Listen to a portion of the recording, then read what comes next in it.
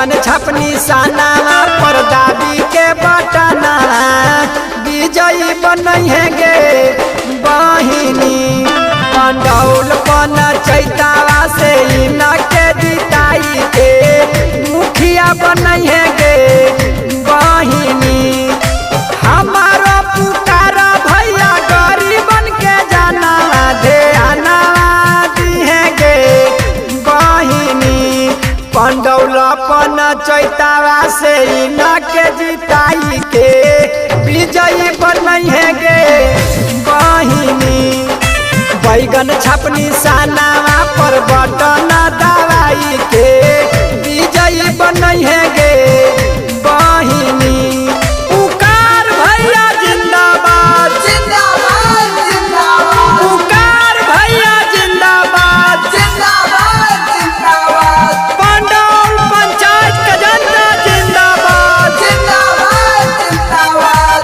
आपका बटन कहाँ दबेगा बैगन छाप जहाँ रहेगा। Recording by Maharani Music. हाथ जोड़ी सब लोग से मंगथिन आशीर्वादावा कीरपा बनैहे गे बहिनी। हाथ जोड़ी सब लोग से मंगथिन आशीर्वादावा कीरपा बनैहे गे बहिनी। कि 6 नंबर पर बैगन छपनी सानावा पर बटन दबैहे गे बहिनी। पंडौलपन चैतावा से इनके जिताई के मुखिया बनैहे गे बहिनी। पुकार भैया जिंदाबाद जिंदाबाद जिंदाबाद पुकार भैया जिंदाबाद। जिंदाबाद जिंदाबाद पंडौल पंचायत का जनता जिंदाबाद। जिंदाबाद जिंदाबाद। आपका बटन कहाँ दबेगा बैगन छाप जहाँ रहेगा।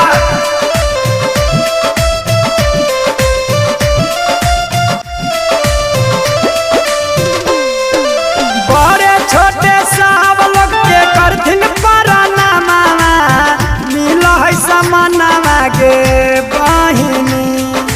बड़े छोटे सब लोग के करथिन परनामा मिल है समानामा गे बहिनी। कि यही खातिर हमारो पुकार भैया के जान है जहानामा गे बहिनी। पंडौलपन चैतावा से इनके जिताई के विजयी बनैहे गे बहिनी। पुकार भैया जिंदाबाद जिंदाबाद जिंदाबाद पुकार भैया जिंदाबाद। जिंदाबाद जिंदाबाद पंडौल पंचायत का जनता जिंदाबाद। जिंदाबाद जिंदाबाद। आपका बटन कहाँ दबेगा बैगन छाप जहाँ रहेगा।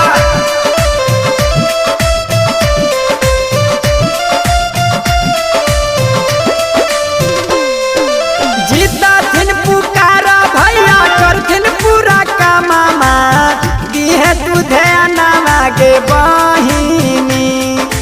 जीता थिन पुकारा भैया करथिन पूरा कामामा दिहे तू ध्यानामा गे बहिनी। कि बैगन छपनी सानावा पर दाबी के बटनावा विजयी बनैहे गे बहिनी। पंडौलपन चैतावा से इनके जिताई के मुखिया बनैहे गे